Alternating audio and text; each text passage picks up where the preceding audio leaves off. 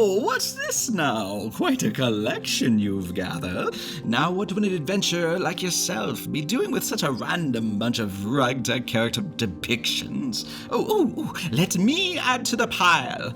Follow me to the hearth, as they say, for there I keep my most precious of curated art. Now, turn away. I don't want you knowing where my secret switch is. I mean, what secret switch? Cough. Click. Cough. You know nothing of the sort. Now, look here, young one. Yes, it's okay. Turn around. Look here, young one. Behold the bewitching tale of the Moon Elf Wizard. Now, not much is known of Vaylun Aelyth'elsyr. He stands at average height, and like most elven creature, is quite lean and lighter than most men of his stature. It is said he is over 110, possibly 112 years old, yet not one bystander would pin such a number on one of fair alabaster skin and youthful face. But one feature in particular will pierce those who cross paths with Vaylun, even through his silvery white flowing hair. Why, it's his intense, bright turquoise eyes, of course, that entrance people and creature of all backgrounds. Now, being of Moon Elf heritage, Fey blood courses through his veins and comes through his powerful magic. Having spent most of his life in study of the arcane and tapping into the spell weave, it is possible such a strong conduit would be in constant struggle, unbalanced and afraid. But thanks to the presence of his familiar, Fable, an exotic purple and blue sentient magic owl, Vaylun is steady and confident in his regular use of his skills. Strapped along his shoulder and sitting on his hip like a satchel is his mystical awakened spellbook. Like his owl, Fable, the book too is sentient. It speaks to him in their own elven tongue, in mysterious hums and hues of lilac, emerald, gold, and magenta, as if the pages themselves were alive. It revealed its own name to be Archon and grants its user the power to call upon the ancient sigils using a magical quill that appears to cast its spells in writing. Well, that brings us to now. Vaylun's masters and Evermeet sent him to the Moonsea region to assist a small band of heroes in uncovering the Dark Demon Lord's power and bring healing to these farmlands.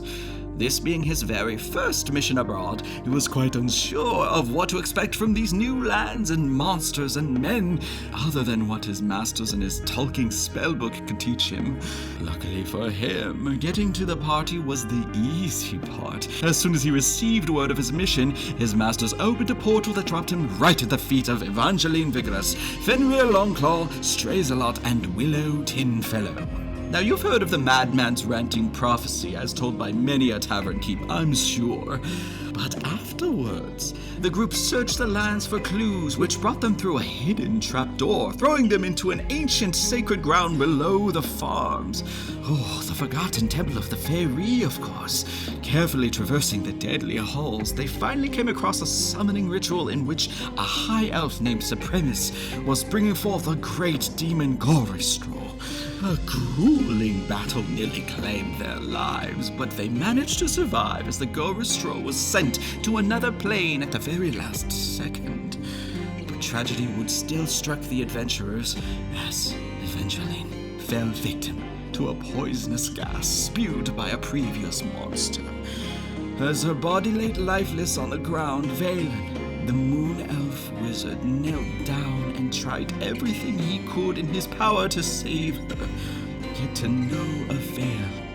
However, what happened next simply defies all logic in the known planes to this day.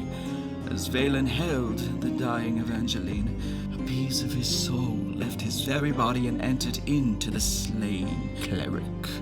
At that very moment, Evangeline Vigorous was restored to life, but not without cost. A piece of Vaylun's soul was removed, and with that, some of his power. A soul bond between the two had formed, the meaning of which neither of them could fathom. Well, Vaylun's first journey has so far proved to be an unforgettable one. to say the least. Not only had he given his all to protect his new friends, as his mission stated, but he had to give part of his soul to revive one of the fallen party members. Now, if that doesn't count as induction to the party, I don't know what does. So welcome to the crew, Moon Elf. So how are you enjoying the series so far? I know it's a bit different from the typical art stuff I used to post, but it's frickin' 2020, and I don't care. I just want to have some fun on YouTube, okay? I don't care who knows it.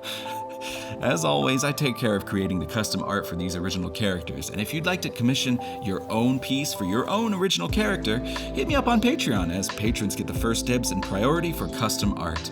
Or send me a comment or a message. I check every and all form of email, social media, website, contact form, whatever you want to do.